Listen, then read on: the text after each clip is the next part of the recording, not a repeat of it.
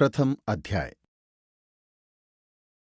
प्राचीन समय की बात है कि नैमिषारण्य क्षेत्र में शौनक आदि ऋषियों ने अनेक महर्षियों के साथ 1000 वर्ष पर्यंत चलने वाले यज्ञ को प्रारंभ किया था, जिससे उन्हें स्वर्ग की प्राप्ति हो सके।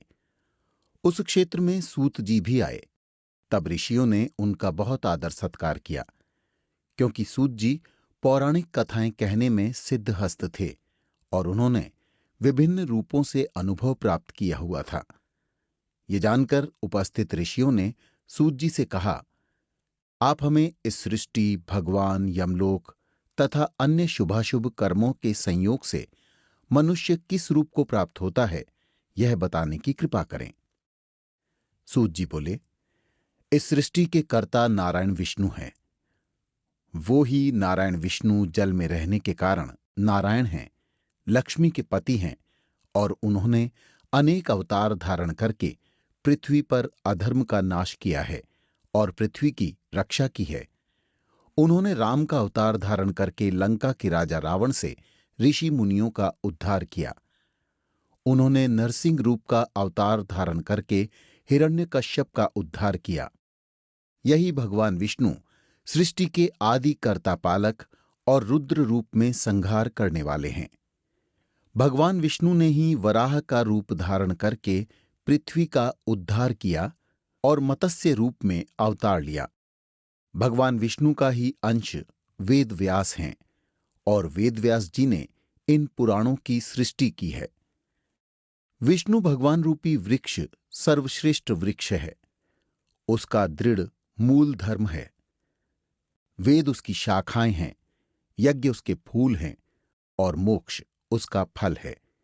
इस प्रकार भगवान विष्णु ही सारी तपस्या के फल और मोक्ष को देने वाले हैं।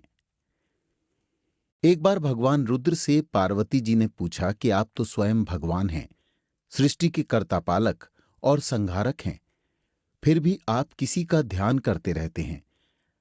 आपसे बड़ा वो कौन है जिसका आप ध्यान करते हैं? पार्वती जी के मुख से ये सुनकर भगवान शिव ने कहा कि मैं आदिदेव ऋषियों का ध्यान करता हूं। विष्णु ही परम और महान है। उनका ध्यान करते हुए ही मैं अपने आप में तल्लीन रहता हूं। इस प्रकार शौनिक जी ने जब सूत जी से पूछा तो उन्होंने उत्तर दिया कि भगवान विष्णु ही सारे कर्मों के आधार हैं। यह बताते हुए उन्होंने कहा कि शिवजी ने पार्वती से कहा, मैं परम ब्रह्म का चिंतन करता हूं। यह परम ब्रह्म भगवान विष्णु ही है। मैं विष्णु का ही चिंतन करता हूं। भगवान विष्णु ही अनेक रूप में अवतार लेते हैं। उन्होंने ही राम, कृष्ण, वाराह, नरसिंह आदि के रूप में अवतार लेकर धर्म की रक्षा की है। राम के रूप में उन्होंने राक्षसों का नाश किया है और कृष्ण के रूप में दुष्ट प्रवृत्ति वाले लोगों का विनाश करके धर्म की स्थापना की है। शिवजी ने आगे कहा कि हे पार्वती, वाराह के रूप में विष्णु ने ही पृथ्वी का उद्धार किया है और नरसिंह के रूप में भक्त प्रहलाद की रक्षा करते हुए हिरण्यकश्यप का उद्धार किया है। मैं अपने नेत्र बंद करके उनका चिंतन करता हूं। इस प्रकार भगवान विष्णु की महिमा को सुनकर, जैसे कि शंकर ने भगवती पार्वती को बताई थी, ऋषियों की उत्सुकता अन्य विषयों में जागृत हो गई। ऋषियों ने सूत जी से पूछा कि हे भगवान, आपने भगवान विष्णु के महत्व को स्थापित करते हुए जो कुछ भी कहा वह भयमुक्त करने वाला है, किंतु आप संसार के दुख और कष्टों को नष्ट करने का उपाय बताइए। आप इस लोक तथा परलोक के कष्टों का वर्णन करने में कुशल हैं। हमें बताइए कि यमराज का मार्ग कैसा होता है और वहां मनुष्य को कैसी कैसी यातनाएं मिलती है। ऋषियों से ये प्रश्न सुनकर सूत जी बोले कि जो वृत्तांत भगवान नारायण ने गरुड़ जी के पूछने पर उनको बताया था, वह मैं तुमको बता देता हूं। यम का मार्ग अत्यंत दुर्गम मार्ग है, फिर भी मैं आप लोगों के कल्याण के लिए इसका वर्णन करता हूं। गरुड़ जी ने पहले भगवान से कहा था कि हे प्रभु, आपका नाम लेना तो सरल है, फिर भी मनुष्य आपकी भक्ति से वंचित रहकर नरक में पहुंचते हैं। आपकी भक्ति के अनेक मार्ग हैं, उनकी अनेक गतियां हैं और आपने मुझे यह बताया भी था। किंतु इस समय मैं जानना चाहता हूं कि जो व्यक्ति आपकी भक्ति से विमुख हो जाता है, उसे दुर्गम यम मार्ग मिलता है, किंतु यह मार्ग उन्हें कैसे मिलता है और इसकी कठिनाइयां क्या है? हे प्रभु, इस मार्ग में पापियों की दुर्गति होती है और जिस रूप में वे नरकगामी बनते हैं, वह आप मुझे विस्तार से बताइए। गरुड़ जी की प्रार्थना पर भगवान विष्णु उनसे बोले, हे गरुड़, तुम्हारे पूछने पर मैं यम मार्ग का वर्णन करता हूं, क्योंकि इस मार्ग से ही होकर पापी यमलोक जाते हैं। यह वर्णन अत्यंत भयंकर है। जो अपने को सम्मानित मानकर उग्र रहते हैं और धन तथा मर्यादा के गर्व से युक्त हैं तथा राक्षसी भाव को प्राप्त होकर दैवी शक्ति रूपी संपत्ति से हीन होते हैं, जो काम तथा भोग में लीन रहते हैं, जिनका मन मोह मायाजाल में फंसा हुआ है, वे अपवित्र नरक में गिरते हैं। जो मनुष्य दान देते हैं, वे मोक्ष प्राप्त करते हैं। जो लोग दुष्ट और पापी हैं, वे दुख पूर्वक यम की यातना सहते हुए यमलोक जाते हैं। पापियों को इस संसार के दुख जैसे मिलते हैं, उन दुखों को भोगने के पश्चात जैसी उनकी मृत्यु होती है और वे जैसा कष्ट पाते हैं, उसका वर्णन तुमसे करता हूं। सुनो। मनुष्य संसार में जन्म लेकर अपने पूर्व जन्म के संचित किए हुए पुण्य और पाप के कारण अच्छे बुरे फल को भोगता है। शेष अशुभ कर्मों के संयोग से शरीर में कोई भी रोग हो जाता है। रोग और विपत्ति से युक्त वह प्राणी जीवन की आशा से उत्कंठित होता रहता है। युवावस्था में संवेदनाहीन यह प्राणी स्त्री और पुत्रों से सेवित होने पर भी बलवान सर्प के द्वारा काल के रूप में एकाएक भयभीत होता है और उसके सिर पर काल आ पहुंचता है। वह वृद्धावस्था के कारण रूपहीन होकर घर में मृतक के समान रहता है। वह गृहस्वामी द्वारा अपमानयुक्त आहार को कुत्ते के समान भोजन करता है। रोग और मंदाग्नि के कारण आहार कम हो जाता है और चलने फिरने की शक्ति घट जाती है। वह चेष्टाहीन हो जाता है। जब कफ से स्वर नलियां रुक जाती हैं, आवागमन में कष्ट होता है। खांसी और श्वास के वेग के कारण उसके कंठ से घुरघुर शब्द होने लगता है।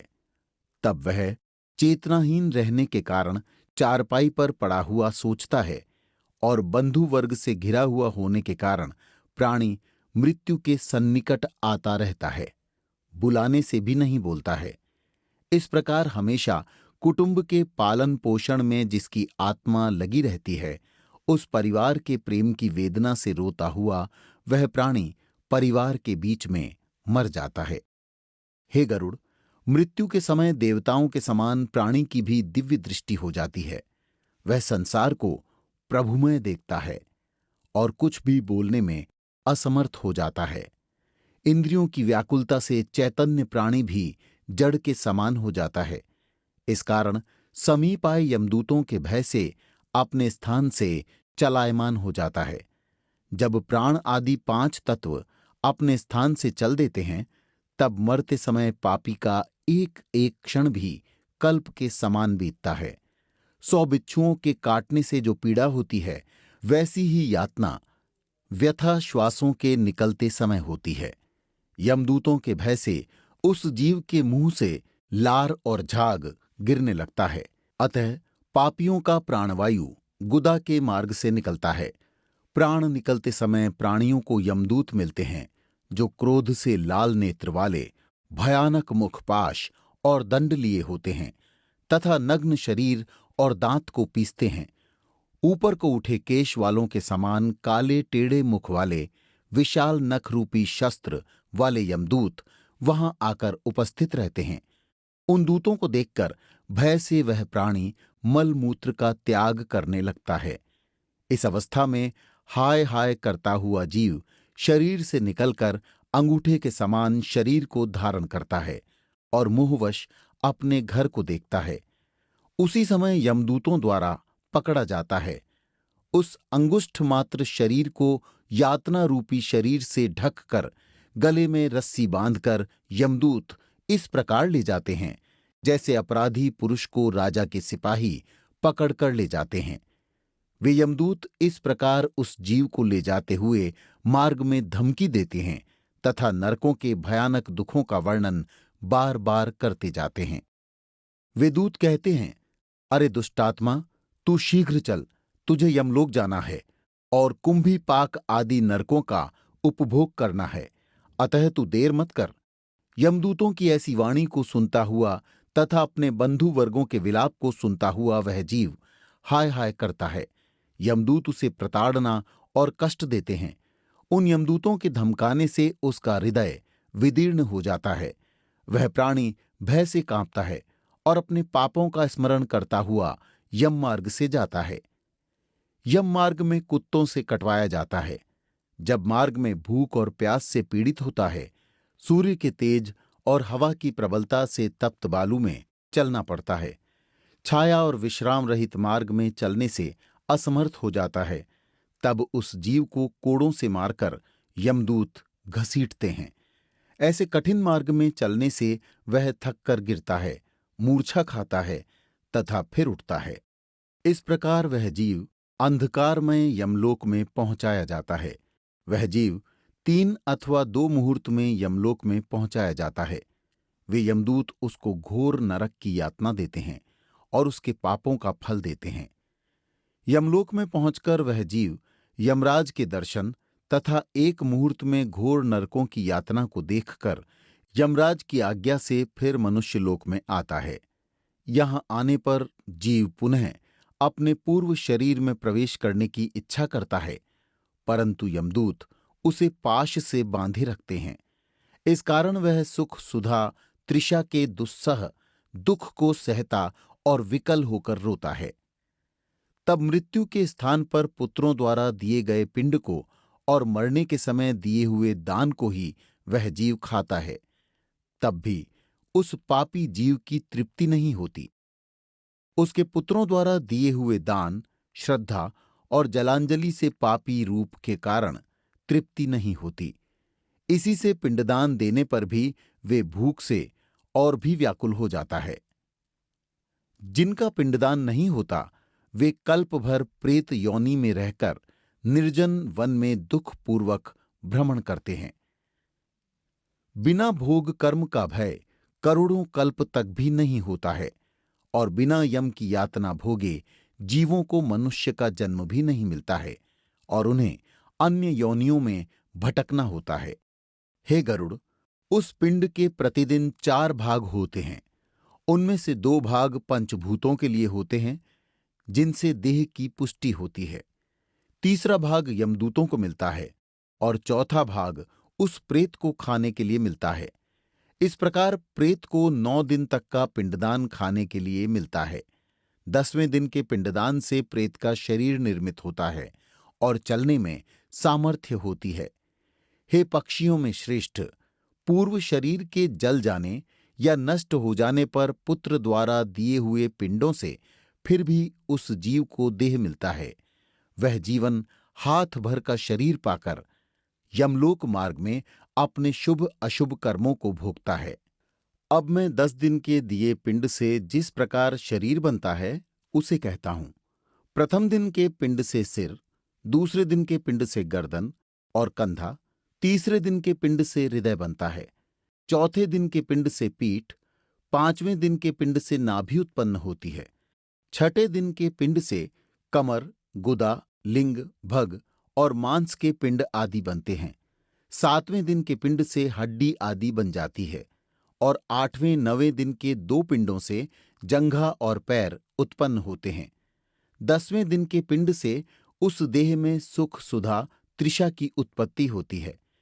पिंड से उत्पन्न शरीर का आश्रय लेकर भूख प्यास से पीड़ित प्रेत 11वें और 12वें दिन के श्राद्ध को 2 दिन में भोजन करता है। 13वें दिन यमदूतों से बंधा वह जीव बंधे हुए बंदर के समान अकेला संसार में आता है। हे गरुड़, वैतरणी को छोड़कर केवल यमलोक 86,000 योजन विस्तीर्ण है। अब इस जीवन की प्रतिदिन 24 घंटों में क्रमशः 247 योजन यमदूतों के संग निरंतर चलना पड़ता है। चलने वाले इस मार्ग के अंत में 16 ग्राम पड़ते हैं। उनको लांघकर तब धर्मराज के नगर में वह पापी जीव पहुंचता है। उन नगरों के नाम ये हैं: सौम्यपुर, सौरीपुर, नगेंद्र भवन, गंधर्व, शैलागम, क्रौंच, क्रूरपुर, विचित्र भवन, दुखद, नानाक्रंदपुर, सुतप्त भवन, रौद्रनगर, पयोवर्षण, शीतादय, बहुभीति। इनके आगे यमपुर है। यम के पाश अर्थात बंधन में बंधा हुआ वह पापी जीव मार्ग में रोता हुआ अपने घर को छोड़कर यमलोक को जाता है। यमलोक को जाने वाला मनुष्य अनेक कष्टों को सहन करता हुआ पीड़ित होता रहता है। उसकी पीड़ा का अंत नहीं होता। वह अपने कर्मों के विषय में चिंतन करता हुआ अनेक दुख भोगता है। इस पर भी यदि वह दोबारा जन्म प्राप्त करता है, तब उसी प्रकार भगवान को भूलकर कर्म करता है।